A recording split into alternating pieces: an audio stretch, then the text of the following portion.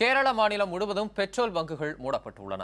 இதனால் தமிழகம் உள்ளிட்ட வெளி மாநிலங்களில் இருந்து சரக்குகள் கொண்டு சென்ற வாகனங்கள் எரிபொருள் கிடைக்காமல் பாதிக்கப்பட்டுள்ளன. அது குறித்த தகவல்களை தருகிறார் செய்தியாளர் ரமேஷ் கண்ணன்.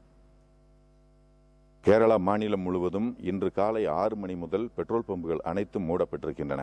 அதாவது கேரள மாநிலம் ஆலப்புழா மாவட்டம் செங்கன்னூர் பகுதியைச் சேர்ந்த முரளிதரன் என்ற பெட்ரோல் பங்கு உரிமையாளர் பெட்ரோல் போட வந்த 2 வாலிபர்களால் பெட்ரோல் போடுவதற்கு தாமதமாகிறது என்று கூறி தாக்கப்பட்டதாகவும் அந்த தாக்குதலில் அந்த முரளிதரன் உயிரிழந்ததாகவும் கூறப்படுகிறது. இதையடுத்து கேரள மாநில பெட்ரோல் பம்ப் உரிமையாளர்கள் சங்கம் இந்த முழு அடைப்பு போராட்டத்திற்கு அழைப்பு விடுத்திருந்தது. அதன்படி இன்று காலை முதல் பெட்ரோல் பம்புகள் அனைத்தும் மாநிலம் முழுவதும் மூடப்பட்டிருக்கின்றன.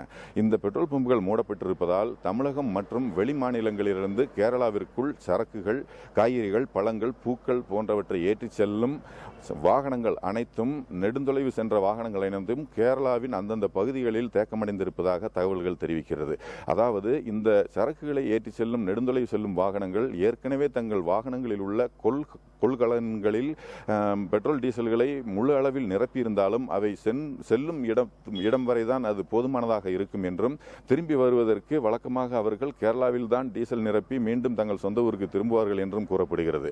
அந்த வகையில் பார்த்தால் பெட்ரோல் டீசல் கிடைக்காமல் இந்த வாகனங்கள் அனைத்தும் கேரளா மாநிலத்தின் பல்வேறு பகுதிகளில் தேக்கமடைந்திருக்கின்றன. தனியார் பேருந்துகளும் குறிப்பிட்டு சொல்ல வேண்டுமென்றால் தனியார் பேருந்துகள் என்றால் நெடுந்தொலைவு செல்லும் தனியார் பேருந்துகளும் தங்கள் இருப்பிடத்திலிருந்து கிளம்ப முடியாமல் தவித்துக் கொண்டிருக்கின்றன.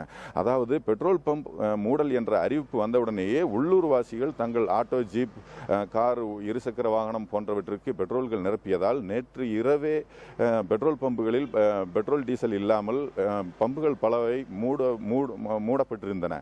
இதனால் பொதுமக்கள் பல்வேறு தரப்பினரும் இன்று காலை பெட்ரோல் கிடைக்காமல் தவித்து பெட்ரோல் பம்புகளில் வந்து பெட்ரோல் இருக்கிறதா என்று கேட்டுவிட்டு திரும்பும் நிலையும் ஏற்பட்டிருக்கிறது. இந்த பெட்ரோல் பம்ப் அடைப்பானது இன்று மாலை 6 மணி வரை தொடர்கிறது.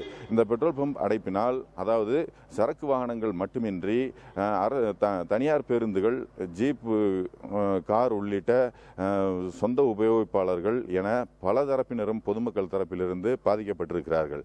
புதிய தலைமுறைக்காக ஒளிப்பதிவாளர் லெதினுடன் கேரள மாநிலம் இடுக்கி மாவட்டம் குமுளியிலிருந்து ரமேஷ் கண்ணன்.